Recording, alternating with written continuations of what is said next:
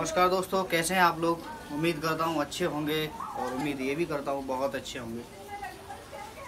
दोस्तों 3-4 दिनों के बाद आज ब्लॉग्स फिर से आपके सामने पेश है।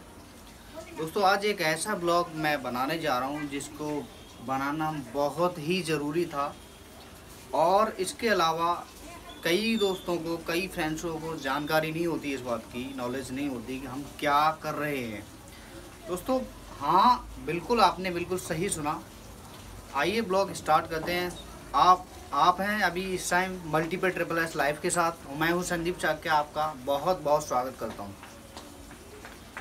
दोस्तों खास करके हम रोज़ फील्ड में रहते हैं, रोज़ काम पे जाते हैं, रोज़ अपने ऑफिस जाते हैं, घर आते हैं, वापस आते हैं, लेकिन कुछ चीज़ें ऐसी हैं जहाँ पे हम मिस कर जाते हैं। वो ये है, कुछ चीज़ें ऐसी हैं मिस क्या करते हैं, कुछ गलतियाँ कर देते हैं हम लोग।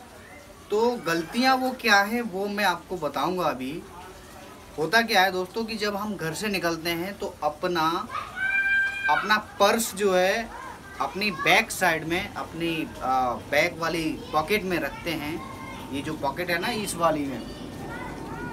वाली में पॉकेट में पर्स हम जब रखते हैं इस तरह से, ये मेरा पर्स है और यहाँ पे मैंने इसको रखा। तो ये जो पर्स रखने से, इस पर्स को रखने से यहाँ पे बहुत ही गंभीर बीमारी होती है।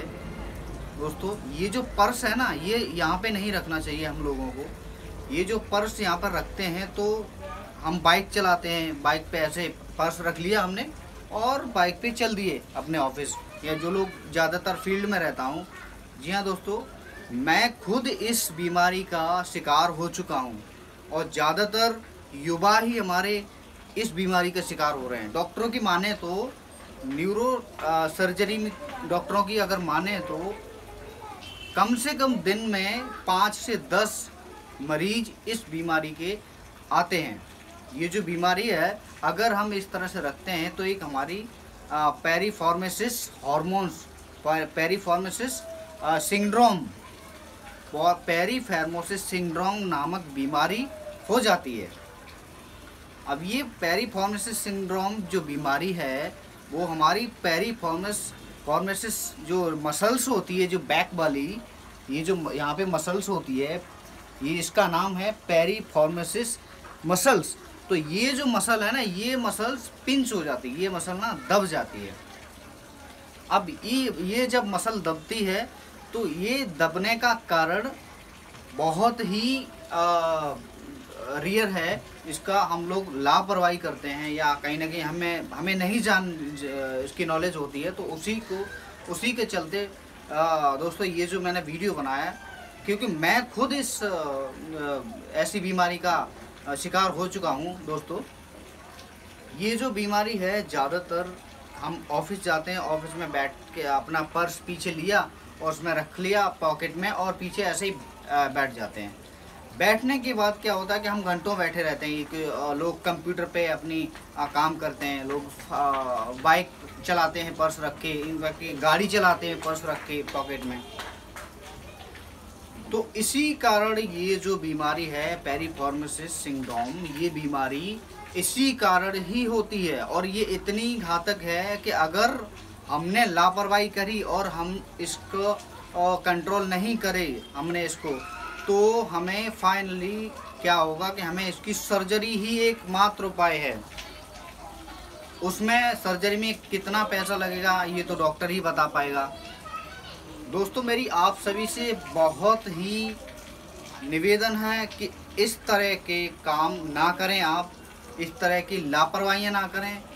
मैं खुद इस बीमारी का शिकार हो चुका हूँ, क्योंकि मैं जब खड़ा होता हूँ तो मेरे पैर में पूरे में दर्द स्टार्ट हो जाता है और ज़्यादा देर तक एक जगह में खड़ा नहीं हो सकता। दूसरी बात ये है कि मैं जब फील्ड में रहता हूँ तो ज़्यादा देर तक नहीं चल सकता। तो ये इसके लक्षण हैं बीमारी के। उपाय सिर्फ एक ही है, अपनी आदतों को बदलिए दोस्तों। ये जो पर्स है, ये पॉकेट में, ये जो पर्स है ना, ये पीछे की पॉकेट की बजाय आप इसको आगे की पॉकेट में रख सकते हैं। ऐसे भी रख सकते हैं, या फिर इस पर्स को अपने बैग में, ये जो पीछे कैरी किए हुए बैग रहते हैं उसमें इस पर्स को कैरी कर सकते हैं। यहाँ पे ये पीछे वाली पॉकेट में बिल्कुल भी इस पर्स को मत रखिए, क्योंकि ये जो एक बार नस पिंच हो जाती है, क्योंकि होता है कि यार हम लोग जब बाइक चलाते हैं, वो करते हैं घंटों बैठे रहते हैं एक ही जगह, और वो फिर रूटीन में आ जाता है, रोज़ की आदत बन जाती है। अब रोज़ में क्या होगा कि जब पिंच हो जाएगी नस, ये दब जाएगी, तो वहीं से फिर इसको ब्लड का सर्कुलेशन है वो बंद हो जाएगा। उसके बाद होगा क्या है कि उसके बाद होगा इसमें दर्द धीरे धीरे होना स्टार्ट हो जाता है। तो ये दर्द ऊपर से लेके नीचे तक, पैर तक चला जाता है। मैंने भी अपने डॉक्टर से कंसल्ट किया था, तो उन्होंने भी यही कहा कि ये जो पर्स है ना, इस पर्स को आप बिल्कुल भी पीछे वाली पॉकेट में मत रखिए, क्योंकि अगर एक बार ये बीमारी हो गई फिर आप इसका कोई चारा नहीं है बगैर सर्जरी के। तो दोस्तों यही मेरी रिक्वेस्ट है कि ये जो पर्स है ना, ये जो इससे बहुत ही गंभीर बीमारी होती है। और सबसे दुखद बात तो ये है दोस्तों कि ये जो बीमारी है ना, ज़्यादातर युवा लोग में ही होती है, क्योंकि हम लोग युवा होते हैं तो हम इसका ध्यान नहीं देते। हम फील्ड में रहते हैं, या फिर हम जॉब पे जाते हैं, या फिर ऑफिस में रहते हैं, सरकारी कर्मचारी हैं, या जो कंप्यूटर पे ज़्यादातर बैठते हैं, गाड़ी चलाते हैं दिन में 3-3 4-4 घंटे, या फिर जो है बाइक वाले जो है ना, बाइक वाले जो हमारे मित्र हैं, वो उस पर्स को पीछे रख के और फिर बैठते हैं बाइक पे, तो और ज़्यादा वो जो है दबता है। जैसे गाड़ी की सीट पे बैठते हैं या कुर्सी पे बैठते हैं, तो उस जगह क्या होता है कि वो पिंच कर देता है नस को, तो पेरिफॉर्मिस मसल्स जो है वो दब जाती है। अब इसका जो है आपको तुरंत ही अपनी ये आदत बदलनी पड़ेगी दोस्तों। ये जो है मैं अपने डॉक्टर से कंसल्ट करने के बाद मैंने ये आपको ब्लॉग बनाने की सोची, कहीं ना कहीं के मेरे अगर बताने से कई लोगों को जानकारी मिलती है, इसकी नॉलेज मिलती है, तो क्यों ना मैं ये काम करूं। तो दोस्तों यही आपसे उम्मीद है कि आप अपनी आदत को बदलिए प्लीज़, क्योंकि अगर ये बीमारी एक बार हो गई तो फिर आपको बहुत परेशान करेगी। बिल्कुल जैसे मैं आज परेशान हूँ इस बीमारी से, मैं हालांकि मेडिसिन ले रहा हूँ इसकी, और डॉक्टर से कंसल्ट करके इसकी मेडिसिन मैं कंटिन्यूली ले रहा हूँ, और मैंने अपनी आदत बिल्कुल सुधार दी है। बिल्कुल मैं अपने पर्स पॉकेट में नहीं रखता हूँ इसको, या रखता भी हूँ तो आगे वाली पॉकेट में रखता हूँ, या फिर मैं जो है अपने बैग में कैरी करके रखता हूँ।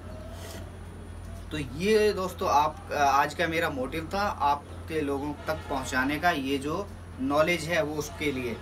तो दोस्तों यही आपसे उम्मीद है कि आप लोग भी हमारी इस बात को, मेरी इस बात को मानेंगे, क्योंकि ऐसा नहीं करोगे तो आपके लिए ही बहुत बड़ी चीज़ हो सकती है, बहुत बड़ी ये बीमारी बन सकती है आगे आने वाले टाइम में। तो दोस्तों प्लीज़ दोस्तों, अगर ये मेरा वीडियो अच्छा लगे तो प्लीज़ इसको फॉलो करें, अपने थोड़ी आदतों को थोड़ा सुधारें, क्योंकि मैं नहीं चाहता कि मेरी तरह आप भी बीमार हों, आप भी इसी बीमारी का शिकार हों। जो पेरिफॉर्मिस जो मसल्स है वो पिंच हो जाती है, पेरिफॉर्मिस सिंड्रोम करके ये बीमारी है, वो फिर आ जाती है ये। तो प्लीज़ दोस्तों अपने इस रूटीन को थोड़ा सा बदलिए, और मुझे उम्मीद है कि आप लोग मेरी बात मानेंगे, या फिर आप अपने रूटीन को बदलेंगे। तो ये था मेरा मोटिव दोस्तों। आज आप सभी से मेरा यही उम्मीद है कि मेरा वीडियो अच्छा लगा होगा, तो मेरे चैनल को प्लीज़ सब्सक्राइब करें और ज़्यादा से ज़्यादा शेयर करें, क्योंकि लोगों को नहीं जानकारी है इस चीज़ की। तो मुझे पूरा उम्मीद है कि आप लोग इस वीडियो को शेयर करेंगे, लाइक करें, कमेंट करें, और दोस्तों मेरे वीडियो को मेरे चैनल को सब्सक्राइब करें। तो थैंक यू दोस्तों, आज के लिए बस इतना ही। एक नई जानकारी या एक नए ब्लॉग के साथ अगली बार फिर हाजिर होंगे। तब तक के लिए जय हिंद, जय भारत, वंदे मातरम। आप अपना बहुत ख्याल रखिए।